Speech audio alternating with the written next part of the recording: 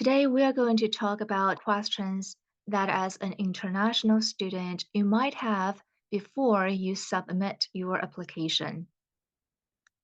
First, how and where should I send my third-party transcript review reports to? If you go to our school website and under the International Student Admissions, you will be able to find transcript submission here. When you click on it, you can find all the information that you need for transcripts from institutions from outside of the United States. For applicants who have completed the equivalent of a bachelor degree at an institution outside of the United States, are required to provide official third-party evaluations of those academic credentials. And those evaluations must be completed and sent to GradCast directly from the third-party evaluation company that you choose. And those evaluations must be course by course in order to satisfy our school's admission requirements. Here you can find 3 service providers that we commonly use. Let's take a look at the second one just to give an example. So if you click on this link, it will lead you to this landing page. And here you are going to find all the information that you need in order to start this application. How to apply. Many students wonder, how do you apply to the University of Pittsburgh School of Education? Let's go ahead and look at that process. So if you go to our page, Apply Now, it's going to ask you if you're looking at graduate program application or if you're looking at an undergraduate application. We're going to go to graduate.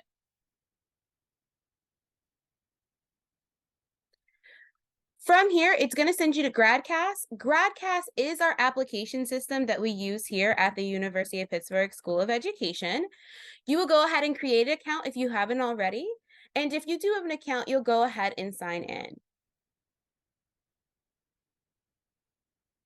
Once I sign in, to apply for a program, I want to go ahead and immediately limit my search to just the University of Pittsburgh, which is what I have done here. Now you see all of the programs here at the University of Pittsburgh, but we're looking for a specific program that you want to apply to. So what we're going to go ahead, I'm going to look into the World and Heritage Language program. So let me go ahead and start putting in worlds.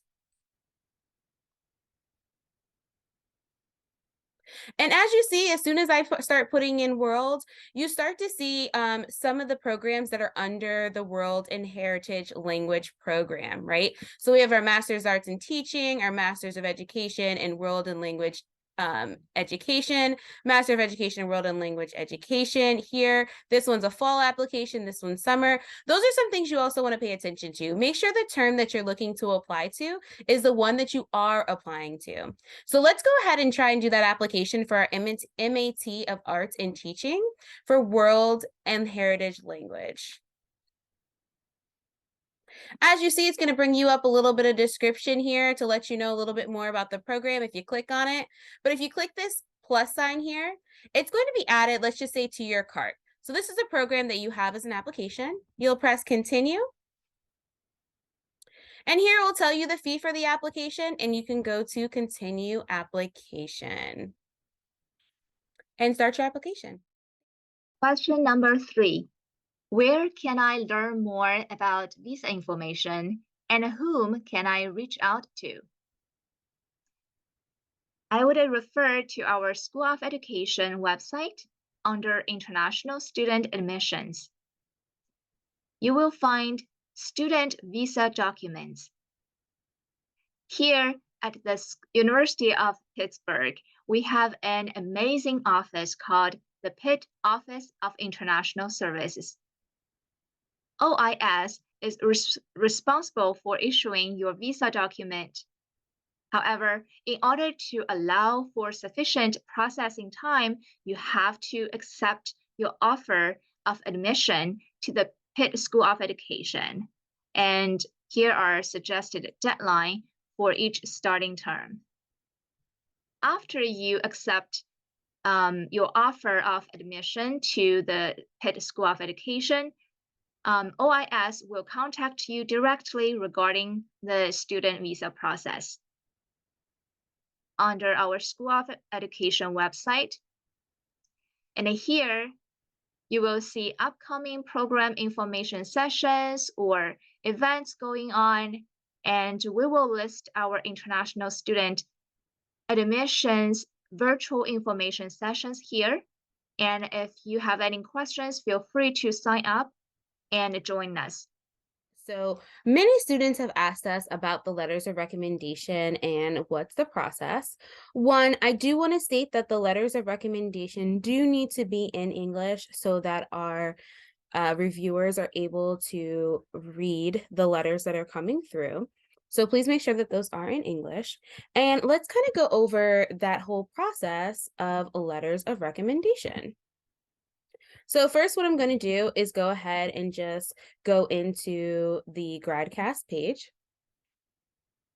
So if you already have an account, which I am going to log into mine, but if you do not have one, once again, you just need to make sure that you do create an account with GradCast. So I'm going to go ahead and sign in. So I've already started an application. I now need to go in and do my letters of recommendation. So those are going to be under program material section.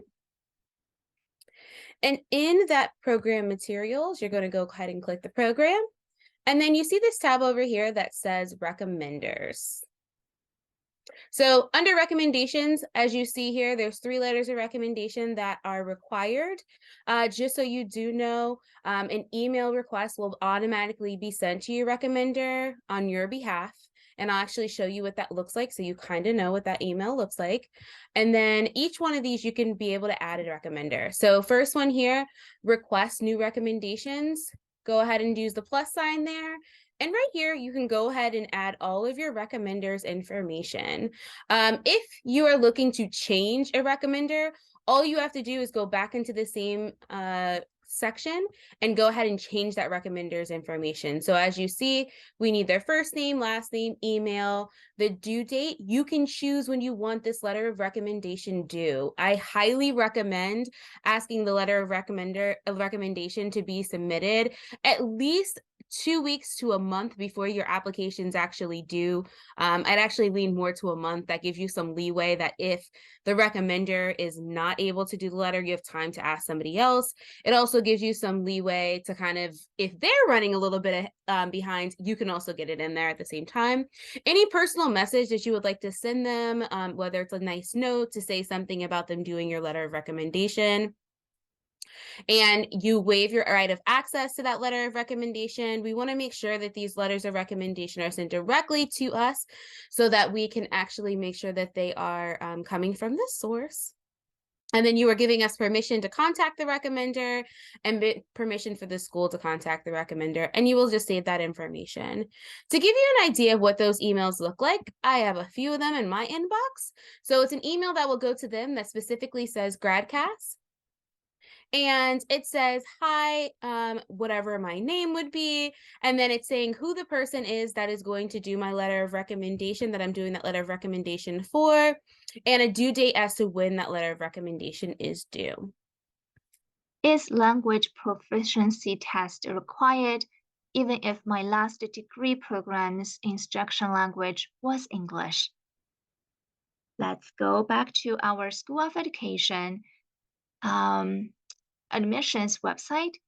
Under International Student Admissions, you can find verification of language proficiency. Here, you will be able to find your answer.